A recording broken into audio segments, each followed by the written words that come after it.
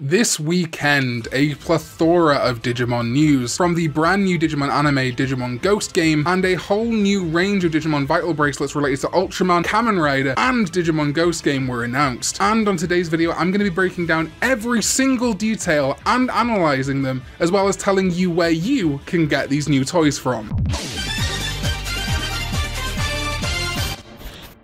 What is up everybody, welcome to a new video, and please excuse Wormmon. There is some weird baked in video stabilization that I can't turn off for him. I cannot work out how to stop it. If it's not doing it, it's because I fixed something, but anyway, let's continue with the video. So first of all, the Digimon Vital Bracelet website, which I talked about a few days ago, was supposed to update at 10 AM JST, but they dropped it early.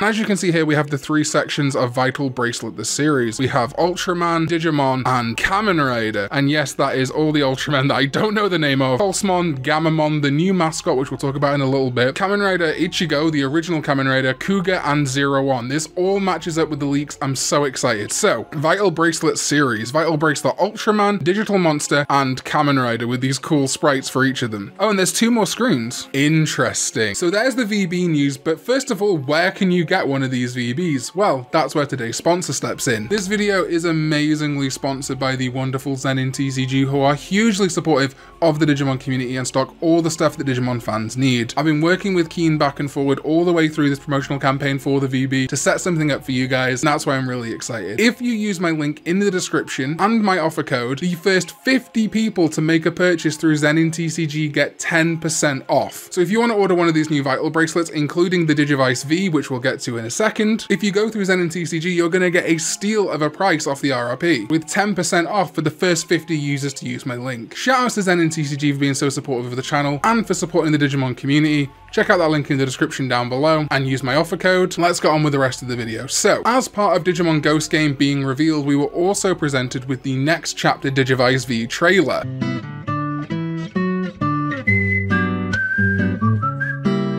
Gammamon, Angoramon, and Jellymon looking so good here in full 3D. I really wish we could see them in a video game soon. We'll break those down in just a sec. Debuting in October 2021 with the Gammamon Dim. God, I wish we could see his full evolution line here. Ugh. It also says October 2021 is the Japan release date. Overseas release will be announced soon, which is great news. So, let's get into the full breakdown of all of this Ghost game, Vital Bracelet news, etc. to tell you why you should care and why it's so exciting to me. First of all, I've seen a lot of comments about the Ghost game overall look and design of the main characters in the Digimon. People saying it's too childish, it looks like Atmon, it looks like Yokai Watch. I'm gonna need you to take a seat and chill out because I'm sorry, you're wrong on this one. We have a lot of evidence that Hiroshi Izawa and Tenya Yabano, the designers of Come On Digimon and V-Tamer, the original Digimon manga that predate Digimon Adventure, are the character designers and possibly even story planners for this season. Both Yabano and Izawa were teasing things coming out in the future and around DigiFest. They may only be consulting on this new season, but I am telling you for a fact, these three characters in this new season are very much based on Come On Digimon and V-Tamer's art style. The main protagonist evoking people like Taichi as well as other designs. You can definitely see in the girls' designs Rei Cyber as well as Mari from V-Tamer,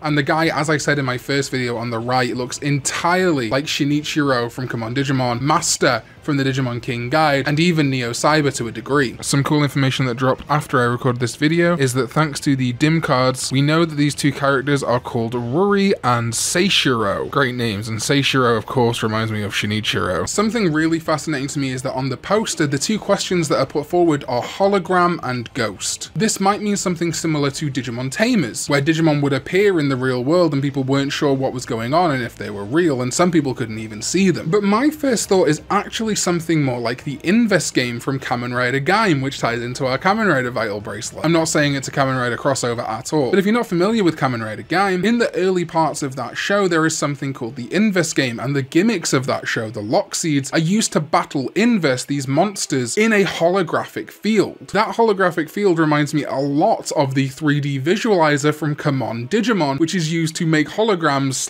/ possibly real versions of Digimon in the real world. If this is a project project that Izawa and Yabano are working on, or at least consulting on, it would make a lot of sense to me that there is this ghost game battling Digimon in a 3D visualizer, a hologram, and then the hologram becomes real. The ghost enters the machine. If you want to know more about Come On Digimon and how the 3D visualizer works for battles, you can click the card above me right now to go and watch my manga retrospective on Come On Digimon and educate yourselves on Yabano and Izawa. But moving on, I want to talk about the Digimon of this season. First of all, Gamamon. Gamamon is of course based on the Triceratops, and his name origin has a few potential sources. Gamma is the identifying letter in the Lorentz factor, which is a quantity, according to Wikipedia, that expresses how much the measurements of time, length, and other physical properties change for an object while that object is moving. And part of that equation involves velocity. V for velocity, moving around at speed. It's also possible that Gamma and Ganma are being used interchangeably here. Ganma, again with a Kamen Rider connection, are the evil monsters in Kamen Rider Ghost, but also the word Ganma literally means eye devil. I believe the term Ganma is also the word that the Japanese use for the beholder monster, which you might know from Dungeons and Dragons. If Gamma and Ganma are kind of being fused here for its name origin, that would make sense, especially with Gamamon's eye, much like Agumon and Guilmon before it, being emblazoned on the logo of Ghost Game. Next we move to Jellymon, and this feels pretty straightforward to me. She's a jellyfish. Her design is quite reminiscent also of Agumon, who has appeared prominently in the recent anime. I see a lot of people comparing it to Rosemon, Lilymon. Yeah, sure, but you know, female animal hybrid thing, it's a loose concept. There's a small chance she has these kind of boots on that it might also be a reference to jelly shoes, but I don't know, that might be me reaching. Then we move on to Angoramon, and I pointed this out way early on, and then a bunch of people said it after me.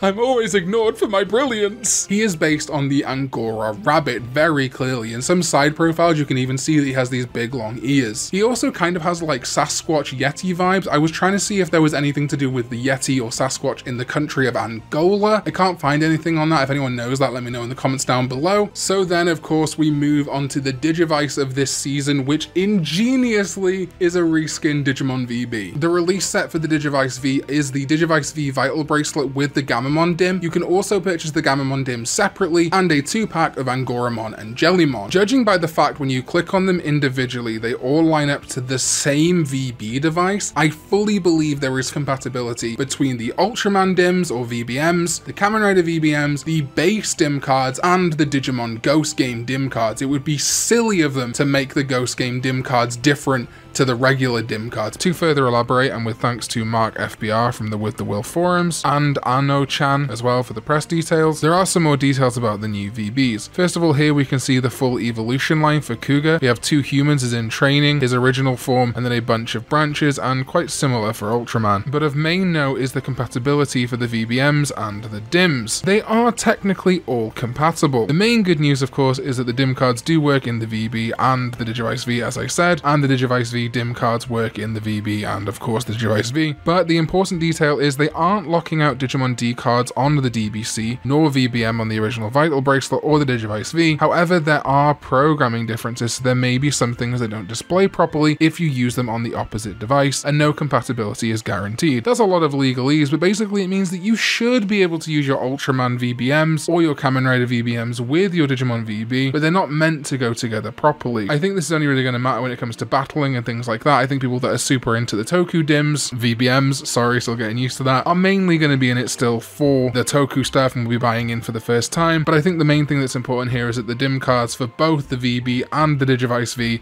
are fully compatible. I, of course, will be using Zenin TCG to purchase the Ghost Game version of the Digivice. And speaking of, let's break this down a little bit. So on this website, you can see obviously that Pulsemon is here on the standard VB, but here we have the Digivice V, the Vital Bracelet Digivice V. And there are some things of note here. First of all, this really nice blue strap, this deep blue that I absolutely adore. And also, interestingly, these 3 triangles. Obviously they're triangles, but they're also spelling out V, V, V, V. Interestingly though, I was wondering if the V and triangle element might be tying into a piece of Japanese folklore called the Hitai Kakushi, which is a white piece of triangular paper worn on the foreheads of yurei or ghosts. It may be a stretch again, but I think it's possible that if there's a triangular shaped thing, that goes very easily into the letter V and might be the inspiration for this Digimon Ghost game. It's also a similar kind of formation to the Digital Hazard, which is made up primarily of triangles, but these are very much V's as well. We have this blurb that says it is a device used by the main characters in the anime Digimon Ghost game. In addition to the conventional vital breath function, it's equipped with a sleep mode that does not reduce the vital value even when it is not worn on the wrist. Huge dub, definitely getting one of these, allowing Digimon to sleep freely according to the user's lifestyle. The evolution timer is counted even during sleep, speeding up the evolution cycle. In addition, a new vital breath that has been modified to make it easier to play by modifying the display content on the LCD. So this is slightly upgraded, which is huge. I still don't think this is going to address issues like the issue with people who have darker skin. It still sucks that that is an issue. They need to address that. Maybe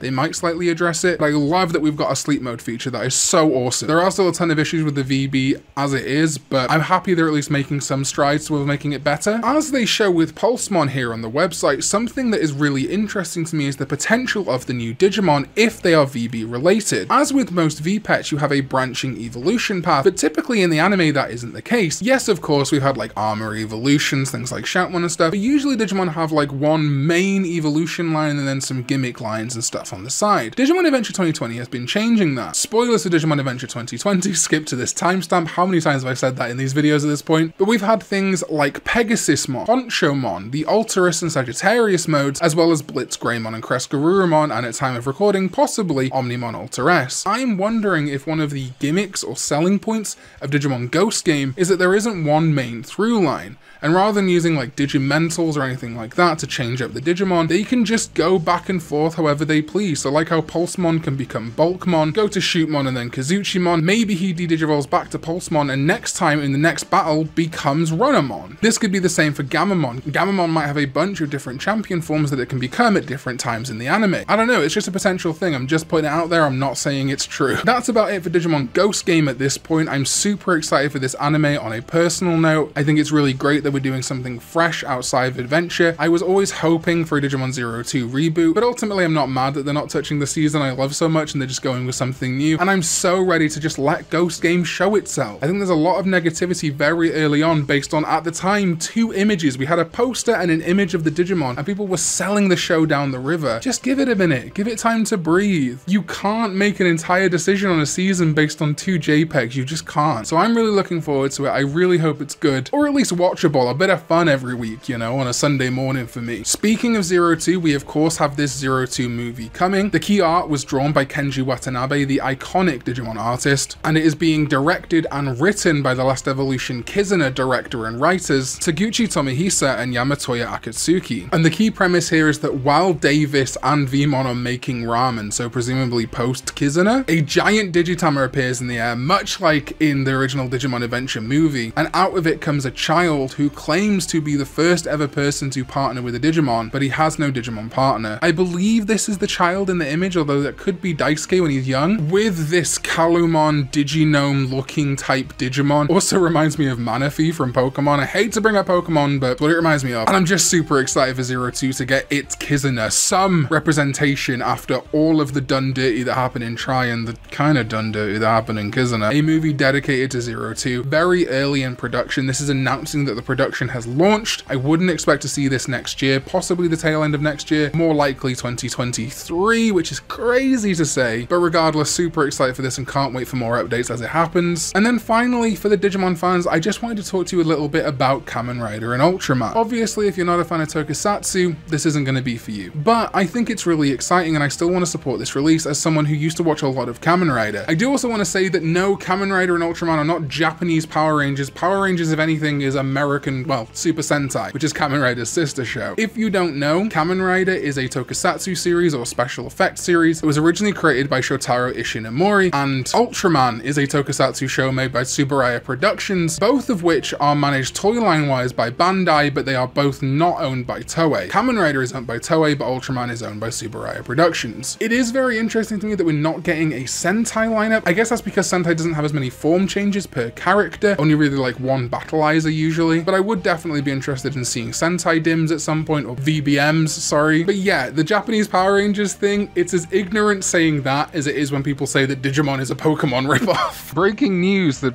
isn't breaking. While I was asleep and before I finished the edit on this video, more DIM cards got announced. We have a DIM card set EX2 for the Digimon Tamers main 3 partners, and this is awesome. They released that gacha set that was not very popular with 1 line each, but as you can see here we have Guilmon, Renamon, and Terriermon with full branching evolutions. Guilmon getting Caesarmon, Vajramon, all of his different forms, Megidramon at the end there on a yellow War Growlmon kind of vibe. Terriermon getting his standard evolution line, as well as a bunch of Davas, which is awesome, as well as the Teruimon, Wendigomon, Antilamon, and Cherubimon stuff, so it's basically a Lopmon dim at the same time, which is crazy. And Renamon getting again the rest of the Davas, it looks like, as well as her normal Megas, Miko mode, Ice Devimon, Lynxmon, as well as Cubimon and the rest. Just wanted to throw that in there because it's really cool that we're getting at least something decent for Tamers after that kind of bad gacha dim set. Either way, that is my deep dive into all this new Digimon and Vital Bracelet news that we have been dumped with this week. I'm excited to take some time off and let the news cycle kind of peter out for a little bit before it ramps up as we presumably